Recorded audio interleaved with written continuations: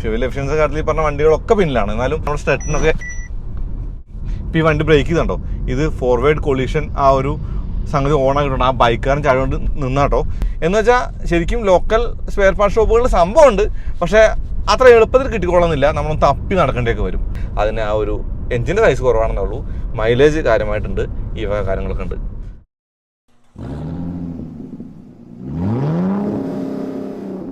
നമസ്കാരം. ഞാനിപ്പോൾ ഇരിക്കുന്നത് ഒരു ലക്ഷറി കാറിലാണ്.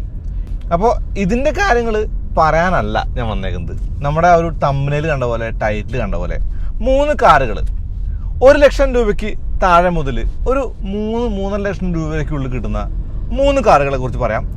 കാറുകൾ എന്ന് പറയുന്നത് നമുക്കെപ്പോഴും സെഡാനുകളാണ്. നമുക്കെന്ന് പറയുമ്പോൾ എന്തൂസിയാസ്റ്റുകൾക്കൊക്കെ കോമ്പാക്ട് SUV-കൾ അല്ലെങ്കിൽ SUV പോലുള്ള വണ്ടികൾ അല്ലെങ്കിൽ പലവിധமான മോഡലുകൾ നമുക്ക് റോഡിൽ കാണാം. പിക്കപ്പ് ട്രക്കുകൾ കാണാം, അല്ലെങ്കിൽ പല കാറുകൾ കാണാം. കോമ്പാക്ട് സെഡാനുകൾ കാണാം, ഹാച്ച് ബാക്കുകൾ കാണാം. ശരിക്കും എന്തൂസിയാസ്റ്റ് പ്രിഫർ ചെയ്യുന്നത് എപ്പോഴും സെഡാനുകളാണ്. ആ ഒരു കാര്യം കൊണ്ട് തന്നെ ഞാനിന്ന് പറയാൻ പോകുന്നത് 1 ലക്ഷം രൂപയ്ക്കുള്ളിൽ കിട്ടുന്ന ഒരു സെഡാനെക്കുറിച്ചും 2 ലക്ഷം രൂപയ്ക്കുള്ളിൽ കിട്ടുന്ന മറ്റൊരു സെഡാനെക്കുറിച്ചും 3.5 ലക്ഷം രൂപ വരെ പോയാൽ കിട്ടുന്ന മറ്റൊരു സെഡാനെക്കുറിച്ചുമാണ്. ഈ 3 വണ്ടികൾ എന്ന് പറയുന്നത് നമുക്ക് ശരിക്കും പറഞ്ഞാൽ ഒരു ഹാച്ച് ബാക്ക് പുതിയത് വാങ്ങുന്ന കാശിൻ്റെ പകുതി വിലയ്ക്ക് കിട്ടുന്നൊരു കാര്യമായിട്ട് കാണാവുന്ന കാര്യമാണ് ഇപ്പോൾ. അപ്പോൾ ഏതൊക്കെയാണ് ആ വണ്ടികൾ നിങ്ങൾക്ക് മനസ്സിലായോ? ഇപ്പോൾ യൂസ്ഡ് കാർ മാർക്കറ്റിൽ നമ്മൾ പലപ്പോഴും ഇറങ്ങുമ്പോൾ നമുക്ക് ഏത് വണ്ടി വാങ്ങണം, റിലയബിൾ ആയിട്ടുള്ള വണ്ടി വേണമല്ലോ, അതല്ലെങ്കിൽ പ്രശ്നമാവില്ലേ, നമ്മൾ വാങ്ങിക്കഴിഞ്ഞാൽ നമുക്കത് ബുദ്ധിമുട്ടാവില്ല, അങ്ങനെ തോന്നുന്ന പലവിധമായ കാര്യങ്ങളുണ്ട്. ആ ഒരു കാര്യത്തിലാണ് എനിക്ക് തോന്നുന്നത് ആദ്യ വണ്ടി വാങ്ങുന്ന ആൾക്ക്, അല്ലെങ്കിൽ ഒരു കാറ് വാങ്ങണമെന്ന് ആഗ്രഹമുണ്ട്, എന്നാൽ ഒരിത്തിരി സ്പെഷ്യലായിട്ടൊരു വണ്ടി വേണം എന്നുള്ള ആ ഒരു മോഹമുള്ള ആൾക്കൊക്കെ പറ്റുന്ന ആ ഒരു വണ്ടിയെക്കുറിച്ച് പറയാം. അത് none other than Maruti Suzuki Baleno. New Baleno അല്ല അവിടെ ഞാൻ പറയുന്നത്. മാരുതി ബലെനോ എന്ന് പറയുന്നത് ഒരു നല്ല കാറാണ്. പഴയ ബലെനോ, ഞാൻ പറയുന്ന ആദ്യ ജനറേഷൻ ഇന്ത്യൻ ഉണ്ടായിരുന്ന ബലെനോയെ കുറിച്ചാണ്. ക്ലൈമട്രോണിക് AC പോലുള്ള കാര്യങ്ങളൊക്കെ കൊണ്ടുവന്ന മാരുതിയുടെ ബലെനോ. മാരുതി പല പരീക്ഷണങ്ങളും ഇന്ത്യയിൽ നടത്തിയിട്ടുണ്ട്. കിസാഷ് പോലെ അല്ലെങ്കിൽ ആ ഒരു ഗ്രാൻഡ് വിറ്റാര പോലുള്ള ആ ഒരു കാര്യങ്ങളൊക്കെ, അതൊക്കെ അവിടെ നിൽക്കട്ടെ. നമ്മൾ പറയുന്നത് ബലെനോയെ കുറിച്ചാണ്. ബലെനോയുടെ ഒരു ഗുണം എന്ന് പറയുന്നത് ശരിക്കും നമുക്കിപ്പോൾ 1 ലക്ഷം രൂപ താഴെയൊക്കെ വണ്ടി കിട്ടാന്നുള്ളതാണ്. ഒരു 1.5 ലക്ഷം രൂപയൊക്കെ നമ്മൾ ചിലവാക്കുകയാണെങ്കിൽ എനിക്ക് തോന്നുന്നു നല്ല കണ്ടീഷനിലുള്ള മിൻറ്റ് കണ്ടീഷനിലുള്ള വണ്ടികളൊക്കെ കിട്ടാണ്ട്. പ്രശ്നമെന്ന് പറയുന്നത് എയർ ബാഗിൻ്റെ ABS-ൻ്റെയും കുറവാണ്. ആ ഒരു കുറവെന്ന് പറയുമ്പോൾ ഇന്നത്തെ കാലത്ത് കുറവാണ്. കാരണം സേഫ്റ്റി എന്ന് പറയുന്നത് വലിയ ഒരു കാര്യമായിട്ട് നമ്മൾ കാണുന്നൊരു കാര്യമാണ്. അപ്പോൾ സേഫ്റ്റി വേണമെന്നുണ്ട് ആളുകൾക്ക് ആ വണ്ടി അത്ര ഇഷ്ടപ്പെട്ടോളന്നില്ല. എന്നാലും ഒരു 1.6 എഞ്ചിനുള്ള 4 സിലിണ്ടർ പെട്രോൾ എഞ്ചിനുള്ള ആ വണ്ടി എന്ന് പറയുന്നത് ഓടിക്കാൻ ഒരു ഹൂട്ടാണെന്നുള്ള. ഇപ്പോൾ സ്റ്റിയറിങ്ങിൻ്റെ ഒരു ഫീലും അല്ലെങ്കിൽ എല്ലാം ഞാൻ പറയും. ഇന്നത്തെ ഒരു ഹാച്ച് ബാഗിൻ്റെ ഒരു കമ്പാരിസൺ, അത് 3 ലക്ഷം രൂപയ്ക്ക് അല്ലെങ്കിൽ 6 ലക്ഷം രൂപയ്ക്ക് കിട്ടുന്ന ഒരു ഹാച്ച് ബാഗ് ഓടിക്കും വേണ്ട, 7 ലക്ഷം രൂപയ്ക്ക് വേണ്ട. നമ്മുടെ ഒരു ഇനീഷ്യൽ ഒരു വണ്ടി, അതായത് ആദ്യം വാങ്ങുന്ന ഒരു ഹാച്ച് ബാഗ് നിലയ്ക്ക് കൂട്ടുമ്പോൾ ആ ഹാച്ച് ബാഗായിട്ട് കമ്പയർ ചെയ്യുമ്പോൾ നമുക്ക് കിട്ടുന്നത് മോർ കാർ പെർ കാറാണ്. ഇൻഡിക്കയുടെ ആ ഒരു കാര്യം പറഞ്ഞ പോലെ 2006 മോഡൽ റീടെസ്റ്റ് ഒക്കെ കഴിഞ്ഞ ആ ഒരു വണ്ടി കിട്ടാണ്ട്. റീടെസ്റ്റ് എന്ന് പറയുമ്പോൾ ശരിക്കും നമ്മുടെ ഫിറ്റ്നസ് ടെസ്റ്റിൻ്റെ കുറച്ച് കാര്യങ്ങൾ എനിക്ക് ഇത്തിരി ഒരു അപാകത തോന്നി. അതിനെക്കുറിച്ച് ഞാൻ വഴിയെ പറയാം. ഇപ്പോൾ അടുത്തൊക്കെ ഓടിച്ചേർന്ന് നമ്മളൊരു വീഡിയോ അവൻ്റെ ചെയ്തിട്ടുണ്ട് കേട്ടോ, ഒരു വാഴക്കൊലയൊക്കെ അകത്ത് വെച്ചിട്ട് പണ്ടങ്ങാണ്ട്. ആ ഒരു വീഡിയോ ചെയ്തിട്ടുണ്ട് മാത്രമല്ല ആ വണ്ടി ഞാൻ ഒന്നുകൂടി ഓടിക്കുകയും ചെയ്തു. അപ്പോൾ എനിക്ക് തോന്നിയൊരു കാര്യം എന്ന് പറയുന്നത് ഇത്രയും ഫണ്ണുള്ള ഒരു വണ്ടി നമുക്ക് കിട്ടുമ്പോൾ നമ്മൾ എന്തിനാണ് സാധാരണ ഒരു വണ്ടി പോയിട്ട് സെറ്റിൽ ആവുന്നതാണ്.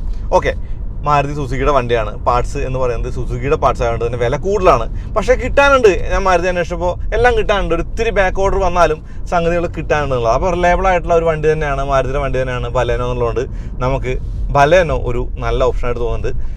1 ലക്ഷം രൂപയ്ക്ക് താഴെ കിട്ടുന്ന ഏറ്റവും മികച്ച ഒരു ഓപ്ഷനായിട്ട് നമുക്ക് ബലെനോയെ കാണാം. അപ്പോൾ 2 ലക്ഷം രൂപ താഴെയോ? 2 ലക്ഷം രൂപ താഴെ ഒരു വണ്ടിയല്ല, 1-2 വണ്ടികളുണ്ട്. ഫിയസ്റ്റ 1.4 ഡീസൽ, ഇപ്പോൾ ഡീസൽ വേണമെങ്കിൽ, അതല്ലെങ്കിൽ ഫിയസ്റ്റ 1.6 പെട്രോൾ.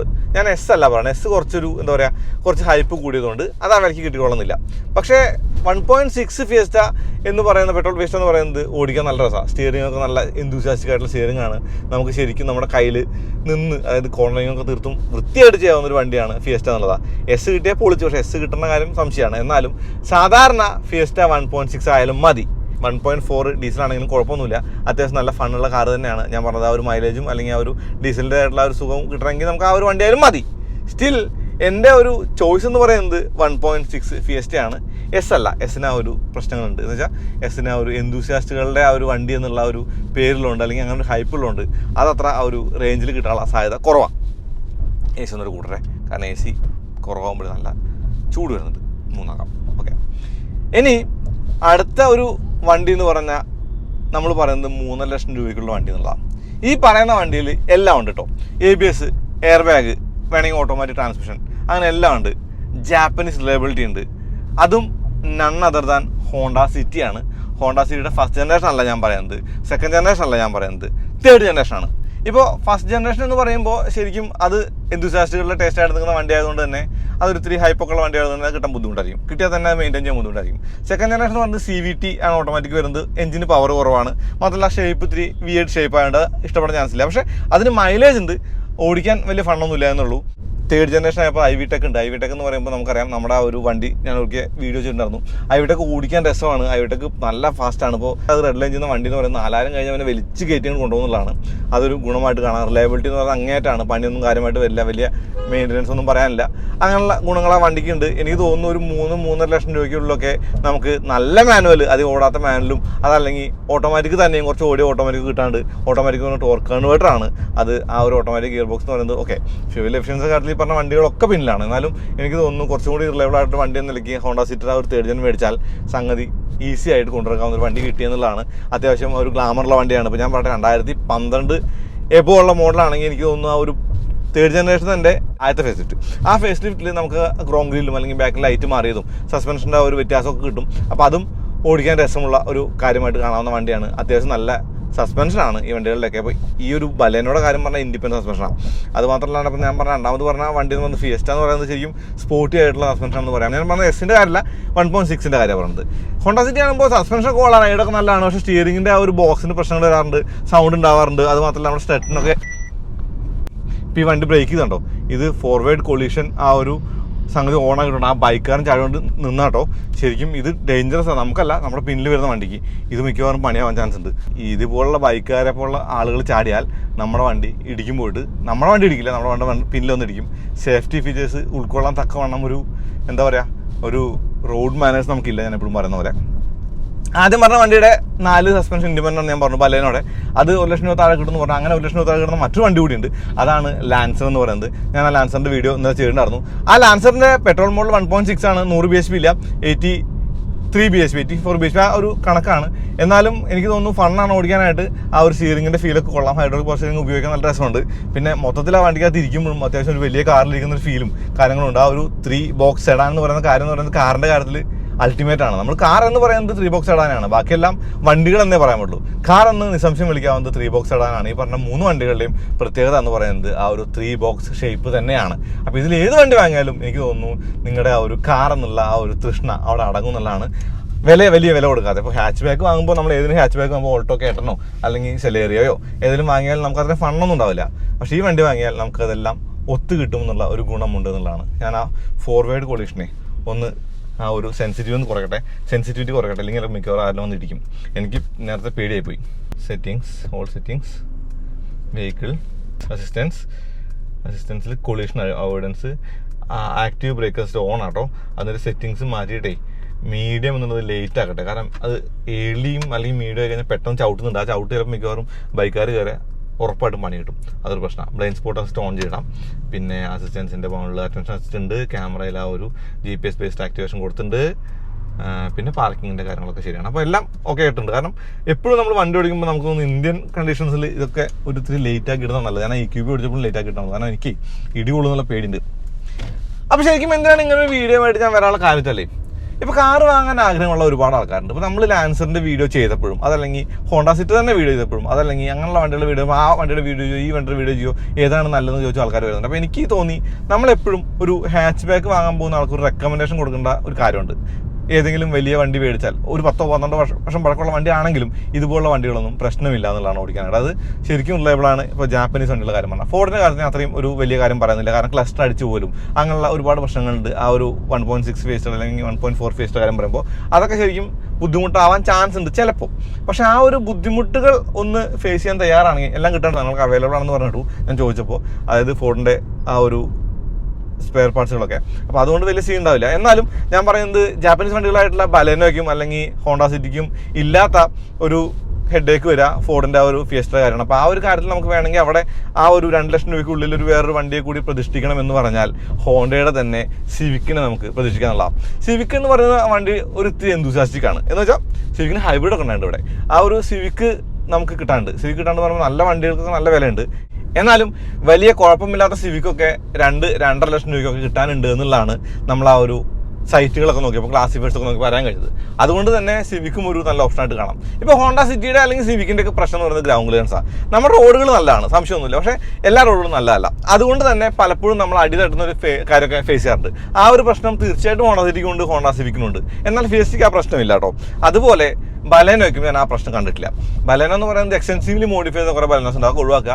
ശരിക്കും പ്യുവർ ആയിട്ടുള്ള ഒരു നല്ല വണ്ടി കിട്ടുകയാണെങ്കിൽ നല്ലതാണ്. എനിക്ക് തോന്നുന്നു ടോപ്പ് എൻഡാണ് ഏറ്റവും ബെസ്റ്റ്. ടോപ്പ് എൻഡ് കിട്ടുമ്പോൾ നമുക്ക് ആ ഒരു ഓട്ടോമാറ്റിക് ക്ലൈമട്രോണിക് AC പോലുള്ള കാര്യങ്ങളൊക്കെ കിട്ടും. അത്യാവശ്യം ലക്ഷറി ഫീച്ചേഴ്സ് കിട്ടുന്ന ഒരു കാര്യമുണ്ട്. പക്ഷേ 80 എന്ന് പറയുന്നത് ഒരു 1 ലക്ഷം രൂപ 1.25 ലക്ഷം രൂപയൊക്കെ പോയേക്കാം.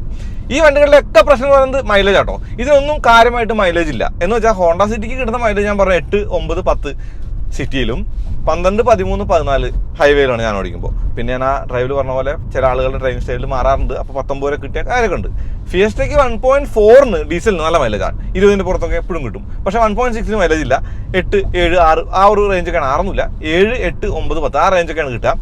ലാൻസറിൻ്റെ കാര്യം ഇന്നലെ ഞാൻ ഓടിച്ചപ്പോൾ പറഞ്ഞ കാര്യമുണ്ട്, 13 വരെയൊക്കെ കിട്ടുന്നുണ്ട് ആ വണ്ടിക്ക്. അത് 83-84 bhp ആണ്. അതിൻ്റെ ഒരു കാര്യമുണ്ട്. അപ്പോൾ പവർ നോക്കിയിട്ട് എടുക്കുകയാണെങ്കിൽ ബലേനോയാണ് മുന്നിട്ട് നിൽക്കുന്നത്.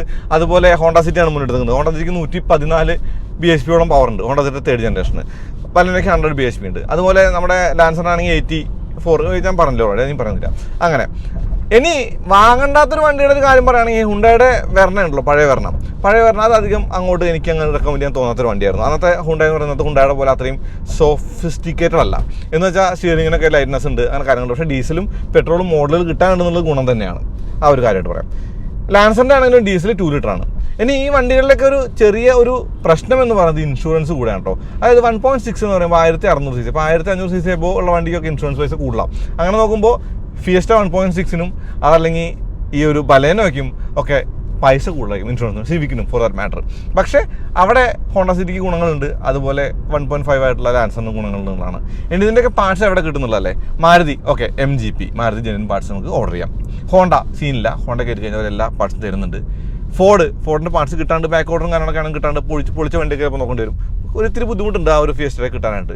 ലാൻസറിൻ്റെ പാർട്സ് നല്ല ബുദ്ധിമുട്ടാണ് കിട്ടാനായിട്ട്. എന്ന് വെച്ചാൽ ശരിക്കും ലോക്കൽ സ്പെയർ പാർട്ട് ഷോപ്പുകളിൽ സംഭവമുണ്ട്, പക്ഷേ അത്ര എളുപ്പത്തിൽ കിട്ടിക്കൊള്ളുന്നില്ല. നമ്മളൊന്ന് തപ്പി നടക്കേണ്ടിയൊക്കെ വരും, അങ്ങനെയുള്ള കാര്യങ്ങളുണ്ട്. പക്ഷേ ഈ വക കാര്യങ്ങളൊക്കെയും നമ്മൾ ചെയ്താലും നമുക്ക് കൊടുക്കുന്ന പൈസക്കുള്ള മൂല്യമുള്ള വണ്ടി കിട്ടുന്നുള്ള കാര്യമുണ്ട്. ഞാൻ നേരത്തെ പറഞ്ഞ പോലെ കാർ എന്ന് പറയുന്നത് ശരിക്കും 3 ബോക്സ് സെഡാനാണ്, പെട്രോളാണ് കാറിൻ്റെ ഒരു കാര്യം എന്നതാണ്. ഡീസൽ എന്ന് പറയുമ്പോൾ ശരി മൈലേജ് ഒക്കെ ഞാൻ ഡീസൽ വണ്ടി ഓടിക്കുന്ന ആളാണ്. പക്ഷേ എനിക്ക് കാറിൻ്റെ ഒരു ഹൈ റേവിങ് നാച്ചറും അതുപോലെ നിലത്തൊട്ടി കിടക്കുന്ന ആ ഒരു സ്വഭാവവും കോർണർ ക്രൈവ് ചെയ്യാൻ പറ്റിയ വണ്ടിയുടെ ആ ഒരു ഷേപ്പും അല്ലെങ്കിൽ സസ്പെൻഷൻ സെറ്റപ്പൊക്കെയാണ് എനിക്ക് കാറായിട്ട് തോന്നുന്നത്. അപ്പോൾ ഇതിൽ ഞാൻ ഏറ്റവും കൂടുതൽ മാർക്ക് കൊടുക്കുന്ന വണ്ടി ഹോണ്ട സിറ്റി 3rd ജനറേഷൻ ആണ്. ഞാനത് വാങ്ങിയിട്ടുണ്ട്, അപ്പോൾ അത് നിങ്ങൾക്ക് മനസ്സിലായി കാണും. ബലേനോ എനിക്ക് ഇഷ്ടമാണ്. ബലേനോ ഞാൻ ഒഴിവാക്കാൻ കാരണം എന്ന് പറയുന്നത് ABS എയർ ബാഗ്സ് ഇല്ല എന്നുള്ളതാണ്. പക്ഷേ കോസ്റ്റ് എഫക്റ്റീവ് ആയിട്ടുള്ള വണ്ടിയായിരുന്നു എന്നുള്ളതാണ്. ഇനി സാധാരണ ഒരു വണ്ടി മതി വെറുതെ ഓടിച്ചുകൊണ്ട് നടക്കാനാണെങ്കിലും ഹോണ്ട സിറ്റിയുടെ സെക്കൻഡ് ജെൻ നിങ്ങൾക്ക് നോക്കാവുന്നതാണ്. കാരണം സെക്കൻഡ് ജെന്നിന് CVT പോലുള്ള കാര്യങ്ങളുണ്ട്. അതിന് ആ ഒരു എഞ്ചിൻ്റെ സൈസ് കുറവാണെന്നേ ഉള്ളൂ, മൈലേജ് കാര്യമായിട്ടുണ്ട്, ഈ വക കാര്യങ്ങളൊക്കെ ഉണ്ട്. അപ്പോൾ ഈ ഒരു വീഡിയോ ഉപയോഗപ്പെട്ടു എന്ന് തന്നെ കരുതാട്ടോ. കാരണം ഞാൻ ചെറിയൊരു റിസർച്ച് നടത്തി നോക്കിയപ്പോൾ എൻ്റെ കമൻറ്റുകളൊക്കെ നോക്കിയപ്പോൾ ആളുകൾ പലപ്പോഴും പറഞ്ഞ കാര്യമാണ് ഇങ്ങനെയുള്ള വണ്ടികളുടെ കാര്യങ്ങളൊന്നും പറയുമെന്നുള്ളത്. അപ്പോൾ അത് പറയാൻ വേണ്ടി ചെയ്യുന്ന വീഡിയോ ആണത്. ഇനി വണ്ടി വാങ്ങി റീടെസ്റ്റ് ചെയ്യണം അല്ലെങ്കിൽ ഫിറ്റ്നസ് എടുക്കണമെങ്കിൽ ചെറിയൊരു പ്രശ്നം നമ്മുടെ നാട്ടിലുണ്ട്. ഒന്ന്, ഏറ്റവും ബെസ്റ്റ് ഏജന്റിനെ കാണുകളാണ്. കാരണം ഏജന്റിനെ കാണുമ്പോൾ നമുക്ക് തലവേദനകൾ ഒഴിവാകും. നേരിട്ട് പോകാൻ പറ്റും, ബുദ്ധിമുട്ടൊന്നുമില്ല. പക്ഷേ ഇവിടെ എല്ലാം സിസ്റ്റമാറ്റിക് അല്ല. ഇപ്പം നമുക്ക് ഒരു അപ്പോയിൻമെൻറ്റ് തന്ന ആ സമയത്തല്ല നമ്മൾ കാണുന്നത്. നമ്മൾ 8 മണി മുതൽ പോയി നിന്ന് 12:30 1 മണി വരെ നിന്ന് RTOയുടെ സൗകര്യത്തിന് അവർ വരുമ്പോൾ അവർക്ക് വണ്ടി കാണിച്ച് അങ്ങനെയൊക്കെയാണ് നമ്മുടെ ആ ഒരു കാര്യങ്ങൾ. അതുകൊണ്ട് തന്നെ ഒരു ഏജന്റിനെ കണ്ട് റീടെസ്റ്റ് ചെയ്യുന്നതാണ് എപ്പോഴും നല്ലത് തോന്നിയിട്ടുണ്ട്. അതൊരു ടിപ്പായിട്ട് പറഞ്ഞാണ്. അപ്പോൾ അത്രേ ഉള്ളൂ.